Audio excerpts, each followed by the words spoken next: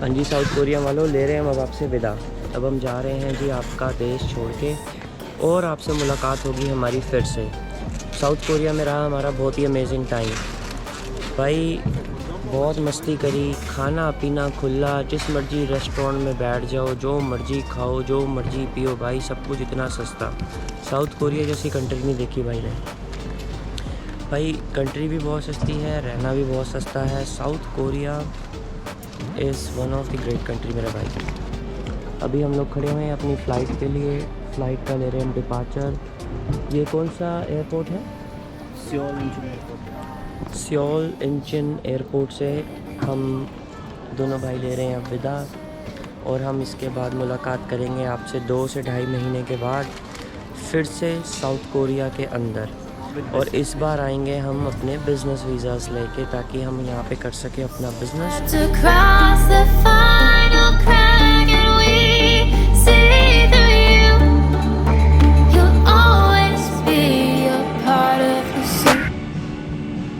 हाँ जी यार भाइयों, एक बार फिर से स्वागत है आपका मेरी एक नई वीडियो में और मेरे YouTube चैनल पर। तो आज एक नए दिन के साथ आपका भाई कहाँ पर बैठा हुआ है? मैं बैठा हुआ हूँ इस कैफ़े में, और मेरे को बहुत सारी चीज़ें जो हैं आपसे डिस्कस करनी है रिलेटेड कोरिया एंड जापान। सो ये मैंने रखे हुए हैं टॉपिक्स आप सबसे डिस्कस करने के लिए। सबसे पहले तो मैं आपको बताना चाहूँगा, साउथ कोरिया में आप एक डेस्टिनेशन से दूसरी डेस्टिनेशन किस तरह जा सकते हो अगर आप आते हो साउथ कोरिया।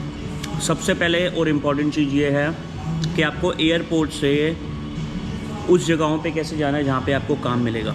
ठीक है जी। सो इस केस में मैं साथ साथ आपको खाता रहूँगा, क्योंकि मैंने मंगाया है चीज़ी फ्राइज़। तो ये साथ में अगर इसकी चीज़ ठंडी हो गई तो ये हो जाएगा वेस्ट। तो सबसे पहले तो अगर आप उतरते हो सियोल इंटरनेशनल एयरपोर्ट पे, तो आपको क्या करना है भाइयों, सियोल उतर के आपको जाना है नीचे अराइवल्स की तरफ। और अराइवल्स में नीचे जो है वो बने होते हैं, काउंटर्स बने होते हैं। जिस जगह आपको जाना है, आपको कहाँ पे जाना है, ये बस आपको कहाँ लेके जाएगी? बस आपको लेके जाएगी उजम्बो। उजम्बो एक बहुत ही पॉपुलर और एक बहुत ही बड़ी सिटी वाला प्लेस है उजम्बो। वो बस का कॉस्ट आपको आई बिलीव सो आएगा 1500-1600 रुपये पर पर्सन। वो बस लेके आप जाओगे उजम्बो। उजम्बो से आप जा सकते हो सुंगरी। सुंगरी जो जाती है वो जाती है 72 नंबर की बस, 138 नंबर की बस, 138-5 नंबर की बस। इसकी जो कॉस्ट पड़ेगी 1200 वॉन होते हैं, ऑलमोस्ट 70-80 रुपये। अब बात करते हैं, सुंगरी पहुंच गए। सुंगरी के बाद आपको करना क्या है? तो सबसे पहली चीज़ तो आपको ढूंढनी है चीप अकोमोडेशन। चीप अकोमोडेशन आपको 2 तरह से मिल सकती हैं। या तो ऑल्दो मैं ये कहूँगा कि साउथ कोरिया में भाई बहुत ज़्यादा चीप अकोमोडेशन ऑलरेडी हैं। रीज़न क्या है? क्योंकि साउथ कोरिया में कमाइयाँ अच्छी हैं और आपको अकोमोडेशन जो है वो बहुत ही ज़्यादा सस्ती मिल जाती है। सेकंड चीज़ ये है कि आपको 2 तरह की प्रॉपर्टियाँ जो है वो साउथ कोरिया में मिलती है। एक मिलती है सिक्योरिटी बेस पे, जिसको हम बोलते हैं बॉन्ड, और एक मिलती है आपको प्रॉपर्टी, वो मिलती है उस बेस पे उच्चापिंड। उच्चापिंड वो एरिया जहाँ पे सारे पंजाबी मित्र रहते हैं, जम्मू की कम्युनिटी रहती है। वो आपको रेंट एग्रीमेंट करके आपको एग्रीमेंट का लेटर देते हैं, ताकि आपको प्रूफ हो जाए कि इधर आपके सारे जो है डॉक्यूमेंट्स आएंगे। प्लस आपका जो क्या बोलते हैं रेंट है वो मोस्ट प्रोबेबली होता है 10-15 हज़ार पे, जिसमें आपको बॉन्ड वगैरह जो है इनको नहीं देना पड़ता। ये तो हो गई चीप अकोमोडेशन की बात उच्चापिंड में। सो जो कोई भाई भी साउथ कोरिया में आता है, चाहे वो अपनी तरफ से खुद आए, चाहे वो किसी भी एजेंट से आए, और चाहे वो अपने भाई की तरफ से जाए, मतलब आपके इस भाई की शुभी की तरफ से जाए, आपको ये 2 चीज़ों को ध्यान रखना है। उजम्बो पहुंचना है, उजम्बो से उच्चापिंड पहुंचना है, उच्चापिंड से उच्चापिंड में रहने का आपको बेनिफिट क्या है, या सुंगरी में रहने का बेनिफिट क्या है? गुरु घर है, गुरुद्वारा है, आपको उस चीज़ का बहुत सुख मिलता है। सारे पूरे वर्ल्ड में गुरुद्वारा एक ऐसी चीज़ है जिससे सारी संगतों को सुख मिलता है। ठीक है जी। उसके बाद हो गया how to cheap find accommodation. तो इस केस में मैं 2 शॉप रिकमेंड करूँगा। सुंगरी में मैं 2 शॉप्स रिकमेंड करूँगा। एक शॉप का नाम है बिट्टू खालसा, खालसा फूड शॉप, जिसमें इंडियन का बहुत सारी ग्रॉसरी मिल जाती है। और दूसरा हमारे इंडियन भाई रहते हैं टिंका, मुझे उनकी शॉप का नाम एग्जैक्ट नहीं पता, मगर वहाँ पे सारी की सारी ग्रॉसरी जो है इंडियंस की मिलती है। स्वीट्स मिलती हैं, इंडियन मिठाइयाँ मिलती हैं, समोसे मिलते हैं, मतलब कुछ भी आइटम, कुछ भी आपको लेना हो वो आप ले सकते हो। जो ट्रांसपोर्ट की अगर हम बात करें, ट्रांसपोर्ट पूरे के पूरे साउथ कोरिया में चीप है। आपको एक बस का कार्ड बनवाना है जो कि बन जाता है nice to C you 7-Eleven। किसी भी स्टोर पे जाके आपने उनको बोलना है please provide me the bus card. वो आपको बस कार्ड देंगे, कॉस्ट लेंगे I think 500 to 1000 yuan, not yuan, won. और वो आपको बस कार्ड बना के देंगे, उसमें आपको रिचार्ज कराना 10-20 हज़ार का, और you can start your travel journey. उसके बाद बात आती है भाइयों, हाउ टू अप्लाई असाइलम इन इधर south Korea. So South Korea में असाइलम जो है वो बहुत इजी प्रोसेस है। डाउनलोड के फॉर्म बहुत जो है वो आपको बहुत इजीली मिल जाएंगे। गूगल से आप डाउनलोड करना कि भाई download asylum form in South Korea, तो वो आपको फॉर्म मिल जाएंगे। बेसिक फॉर्म है, आपकी कम्युनिकेशन है, आपके डिटेल्स हैं, आपके पासपोर्ट की डिटेलें आपके बारे में है, क्यों आप असाइलम लेना चाहते हो, क्या आपने किसी और कंट्री में आकर असाइलम लिया या नहीं, वो सारी चीज़ें पूछी जाएंगी।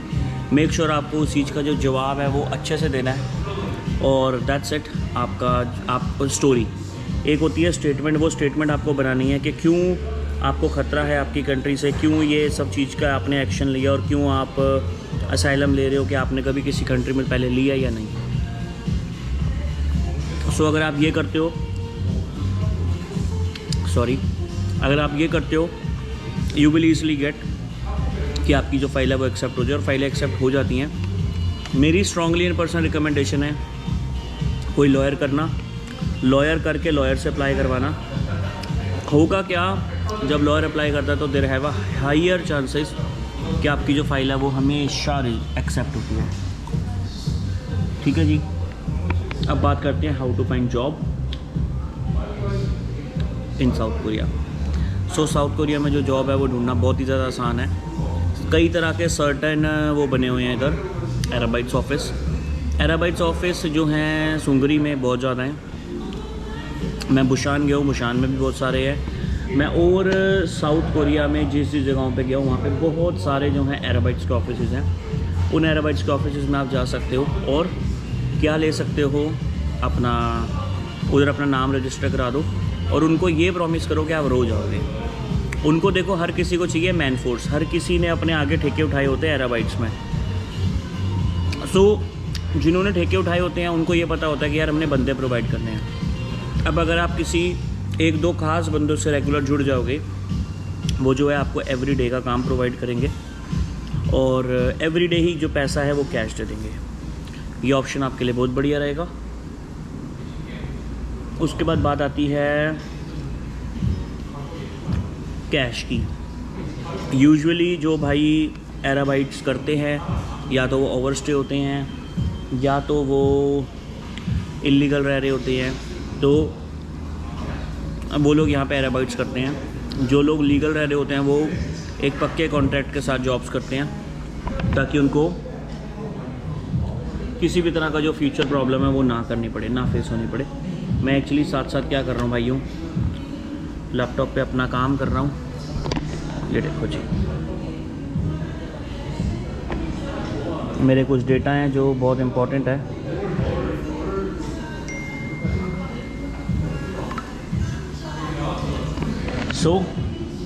उसके बाद एराबाइट्स में कौन कौन जाता है ये मैंने आपसे शेयर कर दिया। उसके बाद साउथ कोरिया में इलेक्ट्रॉनिक मार्केट यूजुअली मैं कहूँगा कि एज सच कोई ख़ास इलेक्ट्रॉनिक मार्केट नहीं है, बट हाँ, अगर आप अपने घर के पास चाहते हो सुंगरी के, तो वो सबसे नियरेस्ट पड़ती है उजम्बू।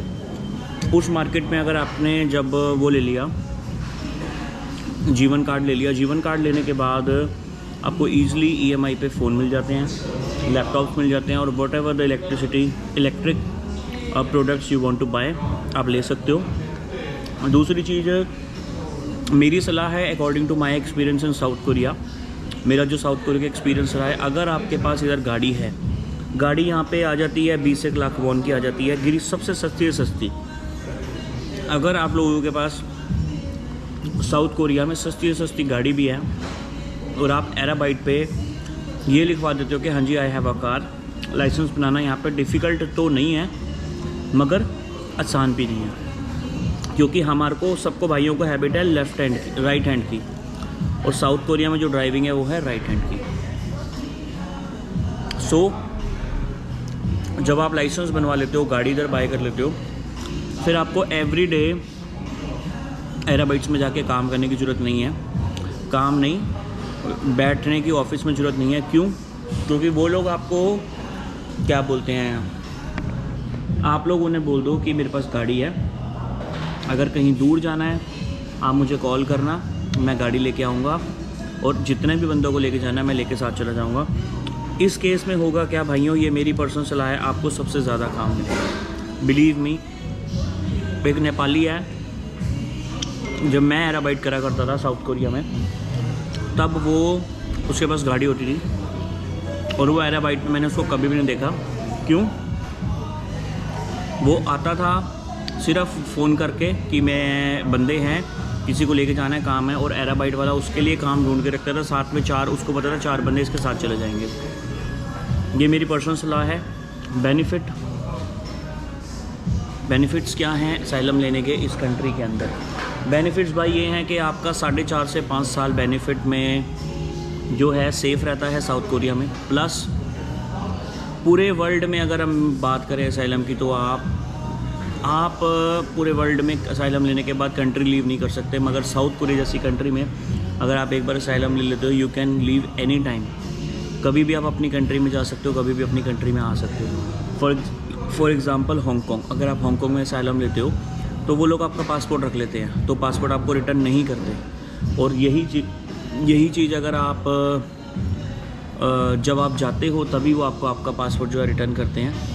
यही चीज़ अगर आप न्यूजीलैंड में करते हो, न्यूजीलैंड वाले आपको असाइलम तो देते हैं, वर्क वीज़ा भी देते हैं, मगर परमिशन नहीं देते कंट्री आउट होने की। जापान वर्क वीज़ा भी देता है और असाइलम भी देता है, मगर परमिशन नहीं देता कंट्री आउट होने की। बट साउथ कोरिया एक ऐसी कंट्री है, पासपोर्ट भी आप रखो, वर्क वीज़ा भी लो, कॉन्ट्रैक्ट भी लो, कंपनियों से काम भी करो, टैक्स भी भरो, ऐश भी करो, कंट्री भी सस्ती, खाना भी सस्ता, रहना भी सस्ता, कमाई भी मोटी, और कभी भी इंडिया जाओ, कभी भी इंडिया आओ। This is the best part for south Korea. बाकी के टॉपिक्स, बेनिफिट्स के बाद वर्क वीज़ा यहाँ पे कैसे लें, पे रेट क्या है, एस्टिमेट बजट, लिविंग एक्सपेंस कितने हैं, और हेयर कटिंग अगर यहाँ पे हमने करानी है तो वो कितने की है।